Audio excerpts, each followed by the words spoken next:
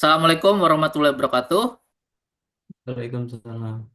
Kami dari kelompok Tumbas Maem akan mempresentasikan progres dari laporan perencanaan perancangan kebutuhan perangkat lunak untuk Warung Buwin dengan beranggotakan Davis Arfa Putra Dwiansyah, Ulung Putra Sadewo, Tony Hendrawan, Putra Anugrah Pamungkas, dan Muhammad Restu Aditya. Jadi, Warung Buwin sendiri ini adalah toko Buin itu adalah toko retail kecil yang menyediakan berbagai macam kebutuhan sehari-hari dengan harga terjangkau. Toko ini menjual berbagai produk seperti barang kebutuhan pokok, bahan dapur, makanan ringan, minuman, dan perlengkapan rumah tangga lainnya. Dari laporan ini, kami memiliki studi kasus yang akan diselesaikan, yaitu yang berfokus pada digitalisasi sistem pembayaran warung Buin, di mana masalah utama yang ingin diselesaikan adalah keterbatasan dalam metode pembayaran yang hanya mengandalkan uang tunai. Dengan cara mengintegrasikan sistem pembayaran digital, pelanggan dapat lebih mudah melakukan pembayaran menggunakan e-wallet ataupun mobile banking. Tujuannya adalah menciptakan sistem pembayaran yang lebih efisien, cepat, dan sesuai dengan tren digitalisasi saat ini. Ada tiga komponen di dalamnya, yaitu adalah domain system. Domain sistem ini adalah gabungan dari retail tradisional yaitu adalah UMKM dan teknologi finansial yaitu adalah fintech. Contohnya seperti sistem pembayaran pada QRIS. Lalu ada lingkup sistem di mana lingkup sistem yang dibangun mencakup penyediaan digital untuk transaksi non tunai, proses verifikasi dan konfirmasi pembayaran digital, pencatatan otomatis data transaksi ke dalam laporan harian, dukungan pembayaran menggunakan berbagai aplikasi e-wallet atau mobile banking. Namun, di sini lingkup sistem tidak mencakup manajemen inventaris barang, sistem promosi, pemesanan online, ataupun pengiriman barang, serta integrasi dengan sistem keuangan perusahaan lain atau perbankan. Yang ketiga, ada batasan sistem atau boundary. Sistem hanya digunakan di lingkungan warung Buwin, baik oleh pemilik warung maupun oleh pembeli yang berada di lokasi warung. Hanya ada dua pihak yang terlibat langsung, yaitu adalah penjual, pemilik warung sendiri yaitu adalah Buwin, dan pembeli pelanggan. Sistem tidak menangani pembayaran skala besar atau transaksi antar bisnis B2B. Pembayaran digital dibatasi pada metode yang mendukung QRIS, serta transaksi tunai tetap diperbolehkan sebagai alternatif namun tidak menjadi fokus utama dalam sistem ini. Baik, selanjutnya akan dijelaskan oleh teman saya.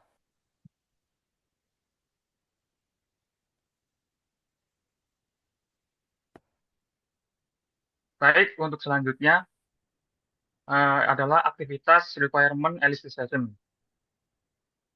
Tujuan sistemnya sendiri adalah untuk meningkatkan efisiensi transaksi dengan mengurangi ketergantungan pada pembayaran tunai. Selain itu juga mempermudah proses pembayaran untuk para pelanggan melalui metode QRIS yang mendukung berbagai aplikasi, yaitu e-wallet dan mobile banking. Selanjutnya adalah mencatat transaksi secara otomatis dalam sistem digital untuk mempermudah pelacakan dan pelaporan harian. Selain itu juga mengurangi kesalahan pencatatan manual yang berpotensi merugikan usaha. Terakhir adalah meningkatkan daya saing warung dengan menyesuaikan metode pembayaran terhadap kebiasaan konsumen modern. Selanjutnya ada visi. Visinya sendiri adalah menjadikan warung Buin sebagai UMKM yang adaptif terhadap era digital dengan menyediakan sistem pembayaran non-tunai yang cepat, aman, dan mudah digunakan guna meningkatkan kualitas layanan serta kepuasan pelanggan. Untuk fungsional requirement sendiri adalah sistem harus dapat menerima pembayaran digital seperti QRIS, e-wallet, dan mobile banking. Selain itu, sistem juga harus dapat memberikan konfirmasi transaksi setelah pembayaran. Selanjutnya ada non-functional requirement, yaitu sistem harus dapat memproses transaksi pembayaran dalam waktu kurang dari 10 detik saat jaringan stabil. Sistem harus dapat memberikan konfirmasi transaksi dalam waktu kurang dari 3 detik. Lalu, sistem juga harus dapat memproses minimal 100 transaksi per hari tanpa kegagalan dalam kondisi normal. Terakhir, sistem harus dapat menghasilkan laporan transaksi harian secara otomatis dan mengirimkannya ke pemilik toko setiap pukul 10 malam. Selanjutnya adalah elisitasi. Berikut adalah teknik elisitasi yang digunakan untuk menggali kebutuhan sistem di warung Buin. Pertama adalah wawancara, di mana ini dilakukan dengan pemilik dan pelanggan tetap untuk mendapatkan informasi detail tentang kebutuhan sistem. Selain itu ada juga dengan observasi langsung. Hal ini digunakan untuk mengamati proses pembayaran di toko secara langsung untuk mengidentifikasi masalah yang ada. Di sini ada tabir user class. Ada tiga, yaitu Buin selaku pemilik toko sekaligus mengelola seluruh proses toko dan pembelian barang atau stok, penjualan barang hingga pencatatan keuangan. Kemudian ada pelanggan tetap, di mana pelanggan yang setia atau sering membeli di warung Buin serta memberikan masukan tentang stok dan pelayanan toko. Terakhir ada pelanggan umum, yaitu pembeli tapi tidak tetap atau hanya datang sekali ke warung Buin. Untuk selanjutnya akan dijelaskan oleh rekan saya. Baik, tabel jadwal pelaksanaan.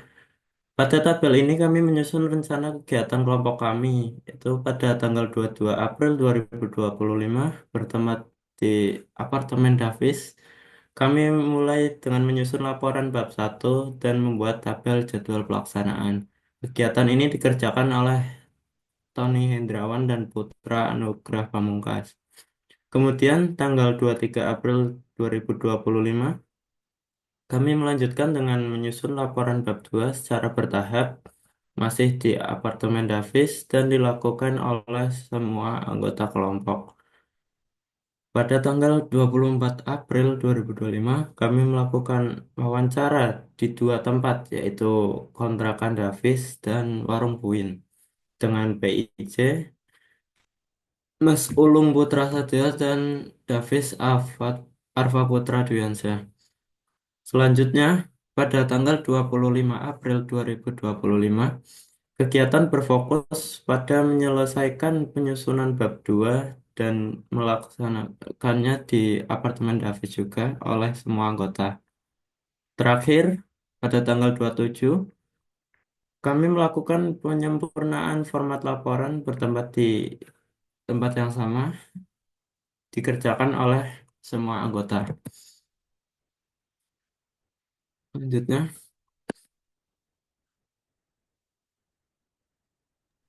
Oke, selanjutnya yaitu tahap preparation. Di sini kita melakukan wawancara kepada dua pihak. Yang pertama yaitu pemilik warung yaitu Buwin. Untuk pertanyaan wawancara yang ditunjukkan kepada pemilik toko, yang pertama, bagaimana Ibu untuk mengatur pembayaran tunai di warung ini dan apa tantangan yang sering Ibu hadapi? Yang kedua, apakah Ibu mempertimbangkan untuk mengubah sistem pembayaran warung ini agar lebih modern, misalnya dengan memperkenalkan pembayaran digital? Yang ketiga, apa solusi yang Ibu tawarkan bagi pelanggan yang tidak membawa uang tunai atau yang kesulitan membayar secara langsung? Yang keempat, sejauh mana Ibu merasa sistem pembayaran tunai mempengaruhi kecepatan dan akurasi transaksi di warung ini? Yang kelima dan yang terakhir, bagaimana cara Ibu mengelola uang kembalian dan apakah sering terjadi kekurangan atau kelebihan uang kembalian?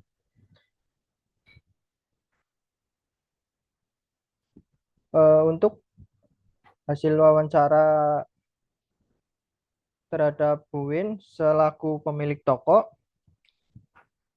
jawabannya yaitu yang pertanyaan pertama dari Buwin sendiri mengatur pembayaran tunai dengan mencatat transaksi di buku kas dan selalu memeriksa jumlah uang yang diberikan pelanggan. Tantangan utama yang sering saya hadapi adalah kesulitan dalam menyediakan uang kembalian, terutama jika pelanggan membayar dengan uang besar dan saya tidak memiliki cukup uang kecil. Pertanyaan kedua, sebenarnya saya mulai mempertimbangkan untuk memperkenalkan pembayaran digital di toko saya. Banyak pelanggan yang bertanya, apakah kami menerima pembayaran menggunakan QRIS atau e-wallet? Dan saya merasa ini bisa mempermudah transaksi, terutama bagi yang tidak membawa uang tunai. Jawaban dari pertanyaan ketiga, jika ada yang beli tapi kesulitan membayar atau tidak membawa uang tunai, saya biasanya memberi mereka waktu untuk mencari ATM terdekat atau memberitahu mereka untuk kembali setelah mengambil uang. Kami selalu mencoba fleksibel, meskipun tetap mengutamakan pembayaran tunai untuk kelancaran transaksi. Kadang juga ada yang utang dulu, jadi saya merasa rugi. Jawaban dari pertanyaan keempat, yaitu sistem pembayaran tunai memang mempengaruhi kecepatan transaksi, terutama saat toko sedang ramai. Saya harus berhati-hati menghitung uang kembalian dan memastikan semua harga dihitung dengan tepat. Terkadang, jika pelanggan membayar dengan jumlah besar, prosesnya bisa lebih lama dan mengganggu kelancaran layanan. Jawaban dari pertanyaan kelima, saya selalu mempersiapkan uang kembalian dengan teliti dan memastikan ada cukup uang kecil untuk memberi kembalian yang pas. Namun, kadang-kadang ada situasi di mana saya kekurangan uang kembalian, terutama saat toko sedang ramai dan pembayaran tunai banyak dilakukan dengan uang besar.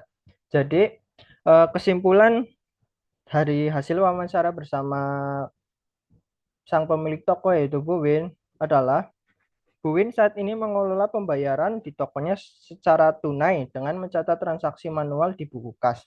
Tantangan utama yang sering ia hadapi adalah kesulitan menyediakan uang kembalian, terutama jika pelanggan membawa uang besar.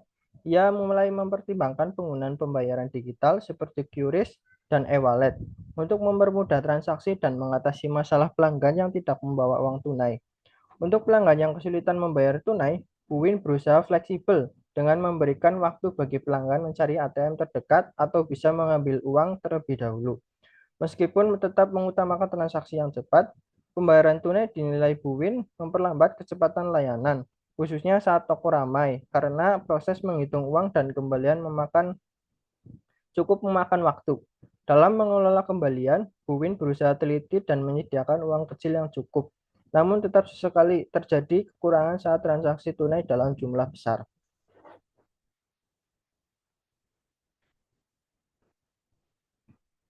Selanjutnya, untuk wawancara dengan salah satu pelanggan tetap, yaitu Yunus, akan dibacakan oleh Davis.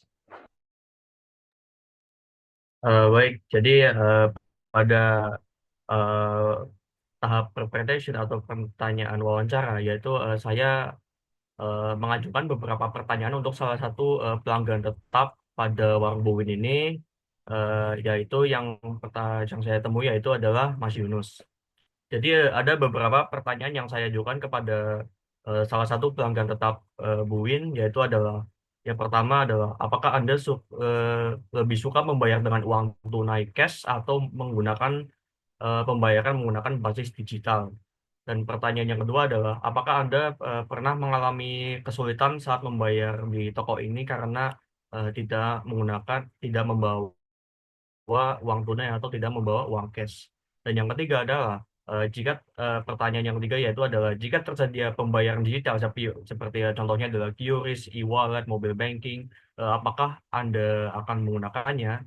Dan pertanyaan yang keempat adalah apakah Anda merasa antrian pembayaran di toko ini terlalu lama yang mana masih menggunakan basis cash, yang mana saat biasanya kan kalau konsumen kan biasanya kan pakainya kan uang gede apalagi di sekitar warung Buwin tuh rata-rata nakos, yang mana nakos tuh biasanya pakainya uang cashnya tuh uang cash yang gede-gede ya, contohnya 100 ribuan sama 50 ribuan.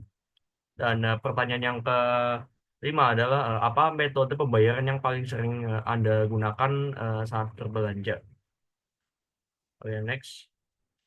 Jadi beberapa kesimpulan dari jawaban dari salah satu pelanggan tetap Mas Yunus yaitu adalah eh, dia jawab kalau saya sih lebih suka menggunakan pembayaran digital ya karena lebih praktis dan cepat ya. Namun kadang-kadang ya saya juga menggunakan uang tunai jika tidak ada pilihan pembayaran digital.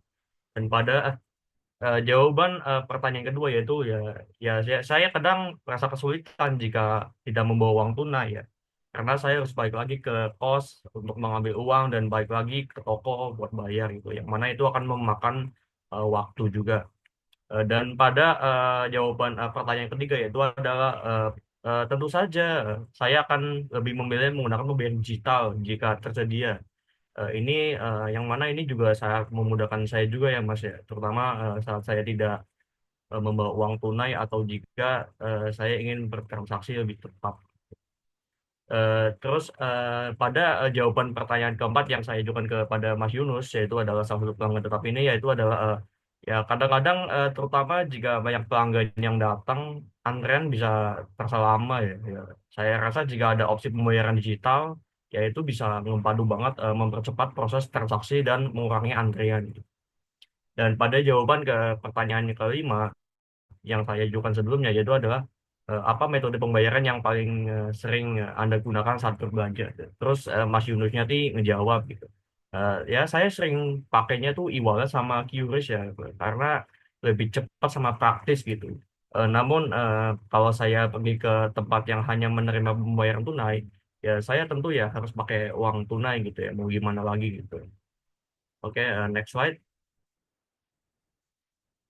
Terus pada hasil follow up ya. Jadi pada hasil follow up yang saya hasilkan pada dari salah satu pelanggan tetap Buin yaitu adalah Mas Yunus ya. Jadi yang pertama adalah preferensi pembayaran. Ya sebagai pelanggan ya saya lebih suka menggunakan pembayaran digital seperti e-wallet atau QRIS ya karena lebih praktis dan cepat ya. Namun ya kadang ya kata Mas Yunus juga saya masih menggunakan uang tunai gitu, terutama jika tidak ada opsi pembayaran digital di toko. Dan yang kedua adalah kesulitan saat tidak membawa uang tunai gitu. Ya sebagai pelanggan ya saya pernah kesulitan juga ya saat tidak membawa uang tunai karena ya saya harus kembali dan mengambil uang di pos. Dan opsi ketiga yaitu adalah penggunaan pembayaran digital jika tersedia. Ya sebagai pelanggan ya saya akan sangat senang gitu ya jika toko menyediakan pembayaran digital seperti QRIS atau e-wallet dan sebagainya. Ya ini akan sangat memudahkan saya juga untuk dan mempercepat proses pembayaran. Dan pada opsi keempat yaitu antrean pembayaran. Ya sebagai pelanggan kata Mas Yunus ini ya saya kadang merasa antrean pembayaran di toko ini ya agak lama gitu. Terutama saat ramai gitu. Dengan ya adanya opsi pembayaran digital ya saya rasa proses pembayaran bisa lebih cepat dan antrean bisa lebih singkat gitu. Dan pada opsi kelima itu adalah metode pembayaran yang paling sering digunakan gitu. Ya sebagai pelanggan ya katanya saya sering menggunakan e-wallet atau QRIS saat berbelanja ya karena ya lebih praktis gitu. Namun kalau cuma tersedianya uang cash atau pembayaran tunai ya katanya ya saya harus membawa uang tunai yang kadang ya tidak saya persiapkan. Dan untuk presentasi selanjutnya akan saya lempar ke rekan saya. Baik, saya akan menjelaskan tabel kebutuhan fungsional. Untuk fitur yang pertama yaitu F01 ini termasuk tipe must have karena sistem harus menerima pembayaran digital tanpa error agar transaksi berjalan lancar. Selanjutnya pada F02 requirement ini juga merupakan tipe must have di mana sistem harus segera menampilkan notifikasi transaksi berhasil dalam waktu kurang 3 detik. Yang ketiga, sistem perlu secara otomatis mencatat detail transaksi ke laporan harian. Oleh karena itu, requirement ini dikategorikan sebagai must have. Beralih ke F04, requirement ini termasuk must have juga karena penting bagi pemilik warung menerima laporan transaksi harian tepat waktu. Pada F05, kita masuk ke tipe satisfier. Fitur ini berguna untuk menampilkan detail pembayaran yang sudah berhasil ketika diminta pelanggan. Untuk F06, requirement ini tergolong satisfier di mana pemilik warung dapat melihat riwayat transaksi secara lengkap di halaman dashboard. Di F07, tipe requirement kembali ke must have karena verifikasi pembayaran QRIS harus diselesaikan kurang dari 10 detik agar transaksi tetap cepat. Lanjut ke F08, ini termasuk tipe satisfier. Sistem perlu mengirim notifikasi kegagalan saat transaksi tidak berhasil untuk memberikan kejelasan pada pelanggan. Selanjutnya, F09, requirement ini adalah delictor. Artinya, setelah transaksi sukses, pelanggan diberi kesempatan untuk memberikan rating layanan.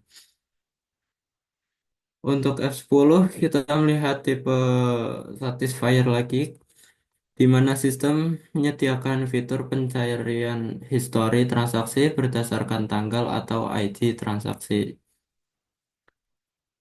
Di F11, requirement ini bertipe delictor. Sistem harus menyediakan grafik penjualan harian dengan tampilan sederhana namun informatif. Yang terakhir, pada F12, tipe requirement ini adalah must have karena sistem harus mampu mengenkripsi data login pengguna demi menjaga keamanan informasi. Sekian, lanjut.